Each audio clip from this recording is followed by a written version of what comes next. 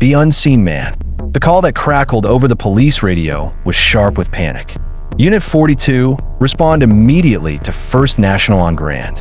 We have an armed robbery in progress. By the time the first cruisers screeched to a halt, their sirens painting the bank's marble facade in pulses of blue and red, the robbers were gone. The air was thick with the smell of fear and the stunned silence that follows violence. Officers swarmed the scene, corralling trembling tellers and shell-shocked customers. And across the street, as if orchestrated by some unseen director, a man emerged from a small Italian restaurant.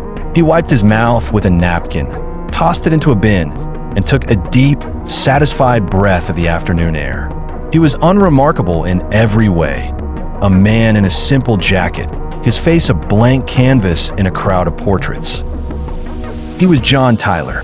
A few detectives noted his presence, a random citizen caught in the periphery of a crime. They dismissed him instantly. He was nobody. So why are we talking about John Tyler? Because as the police scrambled for clues and the city buzzed with the news, the man they saw as nobody was, in fact, the architect of the entire chaos. He turned, tucked his hands into his pockets, and melted into the city's bloodstream, invisible and unstoppable. This is the story of that mastermind. The first step before he was a phantom, John Tyler was a driver. He navigated the city's concrete veins, his life a monotonous loop of pickups and drop-offs. He was a ghost even then, a face you'd forget in the rearview mirror. The change began on a day that started like any other. He was en route to a delivery, the radio humming softly, when he saw the flashing lights ahead. A police checkpoint, annoying but routine. He slowed his van, rolling down his window as an officer approached. That's when his phone vibrated. Not his regular phone, the other one. The one he used for a different kind of work. He answered, his voice low. Yeah. The voice on the other end was a blade of ice. John, listen carefully. The car you're about to pass. The red car. They're gonna find the package. You need to take it. Now. John's blood ran cold. Take it. Where you? The car is unlocked. The keys are in the visor. There are drugs in the trunk, John. A lot of them. If that car is searched, we're all finished. Take it and run, or you'll be visiting a prison cell by sundown. The line went dead. John's eyes locked onto the red car.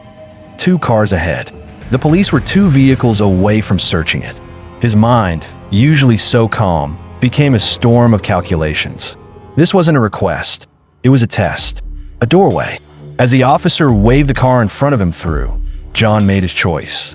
He slammed his foot on the accelerator, swerving out of line.